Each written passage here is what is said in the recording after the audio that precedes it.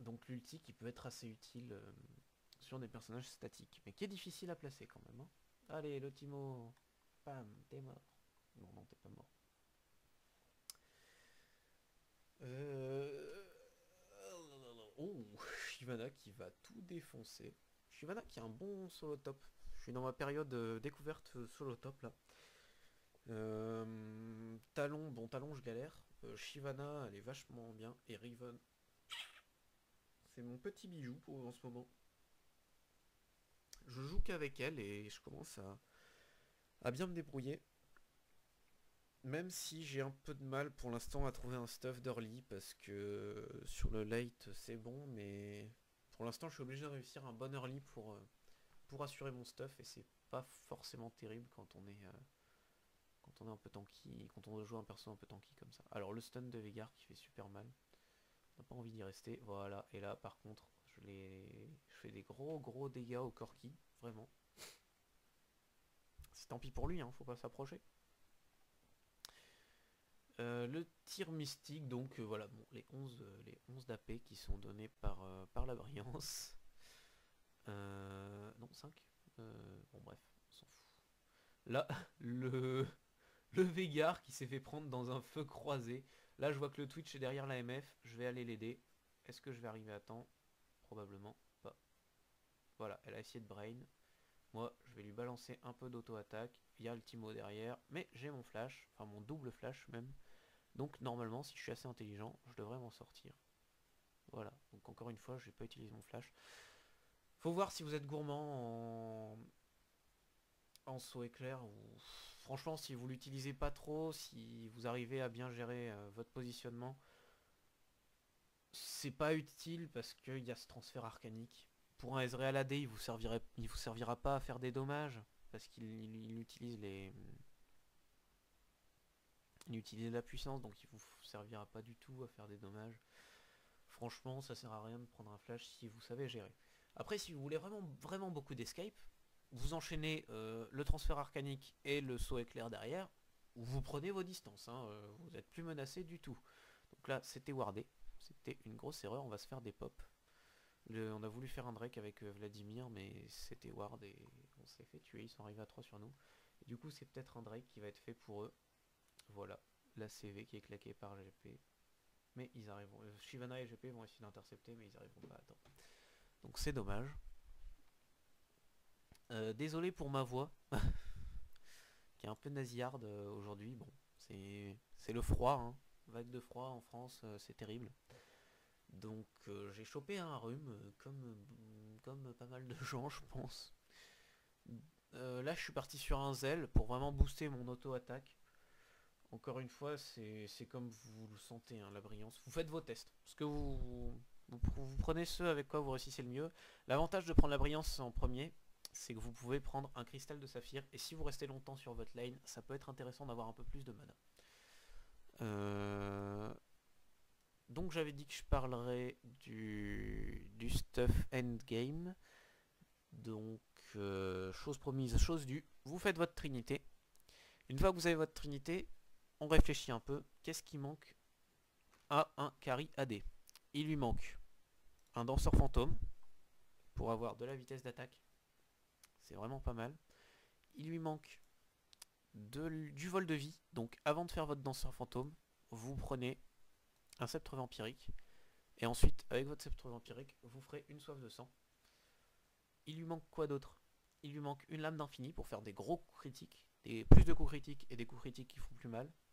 Donc, je répète le build depuis le début. La trinité. Les bots du berserker, bon ça c'est, on peut les changer mais c'est super late game, vous arriverez quasiment jamais là-dessus. Vous faites votre lame de Doran, vos jambières du berserker, votre trinité,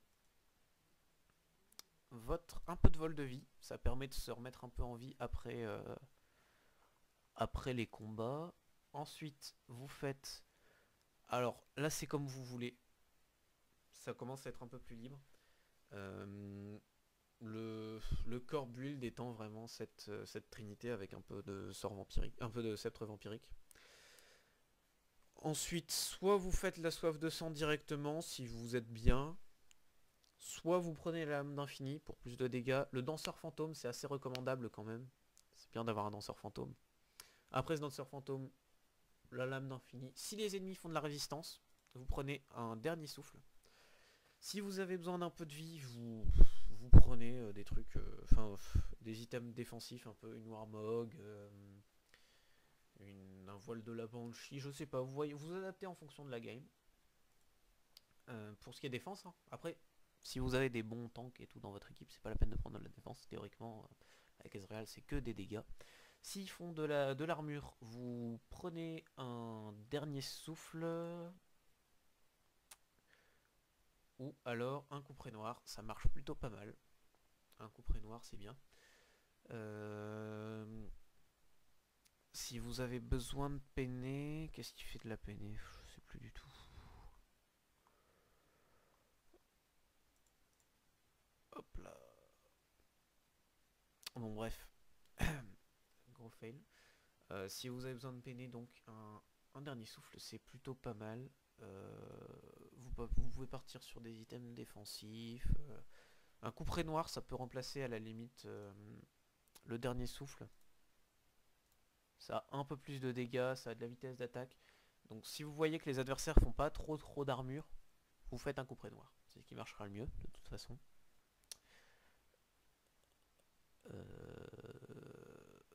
La lame spectre de Yumu, il y en a qui la font. Moi je la fais pas, ou alors vraiment extrêmement rarement, quasiment jamais. Votre lame d'infini, et avec ça, normalement, vous êtes bon. Vous avez vos bottes, vous avez votre trinité, votre lame d'infini, votre soif de sang, votre couperet noir. Vous avez votre danseur fantôme et vos bottes. Et normalement là, j'ai tout. Sachant que si vraiment ça s'éternise, vous prenez une lame de Yumu. Ça c'est pas mal. C'est bien, ça permet d'avoir beaucoup plus Enfin ça permet de réduire les délais de récup, donc ça, on peut spam encore plus le tir mystique. Ça vous fait de la peine et armure. Voilà, donc on parlait de la peine et armure tout à l'heure. S'il en faut pas beaucoup, vous pouvez faire une lame spectre. Sachant qu'elle a une propriété active à utiliser en teamfight ou en combat en général. Donc pour ceux qui débutent, c'est une astuce que vous avez peut-être pas encore. On peut ici dans les options, je sais plus trop où c'est dans raccourci, voilà. On peut tout changer. Tous les raccourcis pour donc vous-même à la limite mettre vos sorts sur 1, 2, 3 si vous préférez, 1, 2, 3, 4. C'est comme vous voulez. On s'en fout, vous pouvez tout changer à votre manière. Sachant que de base, utiliser les items, c'est ça, c'est le clavier numérique, donc 1, 2, 3, 4, 5, 6. Allez chercher sur votre clavier numérique, ça veut dire lâcher votre souris en teamfight, c'est pas ce qu'il y a de terrible. Par contre, votre pouce, vous l'utilisez pas. Donc vous mettez par exemple l'item qui se met ici en dernière position, l'objet 6. Vous le mettez sur espace, voilà, donc vous cliquez, vous appuyez sur espace. Ça permet de déclencher la propriété active tout simplement quand vous appuyez sur espace. Vous arrivez en teamfight, paf, votre pouce il est prêt. C'est vachement plus pratique quand même. Et voilà, c'est bien ça pour la lame spectre de Yumu. Donc le build à avoir, petit résumé, normalement là ça va bientôt finir si je dis pas de bêtises. Ils vont sur End probablement. Et donc votre build endgame, Trinité, soif de sang, danseur fantôme, lame d'infini, lame de Yomu et le couperet noir. Après, c'est toujours... ça c'est un build qui est équilibré, il y a tout vraiment. Si vous arrivez à ça, normalement vous faites vous faites mal à tout le monde. Si vraiment vous avez une team spéciale en face, il faut vous adapter hein, dans tous les cas. Par exemple si vous avez beaucoup de tanks, non j'allais dire le rasoir sanglant de Madren, mais vos attaques de... Si, c'est bon. Vous pouvez prendre un rasoir sanglant de Madred, ça vous contre les tanks qui ont vraiment beaucoup de points de vie, ça vous permettra de leur faire encore plus mal. C'est cher, c'est vrai, mais vous ferez super mal. Surtout que, rappelons-le, grâce à son passif, vous allez frapper super vite en teamfight et vous allez pouvoir même dépop les tanks. Donc là, voilà, on est à l'entrée, on les gère, la tour va bientôt tomber. C'est une game qui est menée tranquillement, 35-19. Bon, il n'y a pas non plus un écart super grand, je détruis la tourelle. On va essayer de prendre Lini. Et toute la team se ramène. Ça, c'est incroyable. Et je me fais défoncer. Donc voilà, encore une fois, j'ai pas utilisé le saut éclair. Vraiment, pas utilisé de la partie. C'est pas terrible. Maintenant, on est tellement axé sur ce réflexe de transfert arcanique qu'on balance le transfert et après on essaye de courir. Je me rappelle pas tout, je me rappelle pas que j'ai un flash. Donc si vous prenez un flash, pensez à l'utiliser. Ça permet vraiment d'avoir beaucoup d'escape. Voilà, j'ai parlé du build donc endgame. L'ordre, c'est à vous de vous adapter. Si vous voyez que vous êtes bien, vous prenez les items que vous voulez. Si vous êtes un peu mal, vous prenez un peu d'armure. Bon. Ou un dernier souffle. Attendez, est-ce que je dis pas de bêtises? Dernier souffle, non, non, pas un dernier souffle, un ange gardien. Non, c'est pas ça. Comment ça s'appelle déjà ce truc là? Oh là là. Un ange gardien, c'est ça. Vous prenez un ange gardien, ils ont plus trop envie de vous tuer, vous avez pas mal d'armure et de résistance. Et en plus quand on vous tue, vous revenez avec 700 points de vie. Ça permet de temporiser un peu. Vos alliés ils peuvent temporiser, ils peuvent défoncer des gens. Bon, c'est pas mal, ça donnera moins envie aux gens de vous tuer. Après, c'est comme vous voulez, hein. Vraiment, ça, c'est ce que je vous conseille. Après, vous pouvez personnaliser votre build. Vous pouvez faire ce qui vous amuse. Vous pouvez laisser en commentaire hein, si vous avez quelque chose à dire sur ce build, une rectification, n'importe quoi. Et voilà, le surrender. Si vous me dites que faut pas prendre Yumu, ou enfin, vous mettez ce que vous voulez, ce sera très intéressant pour les autres de voir ce que les gens en pensent.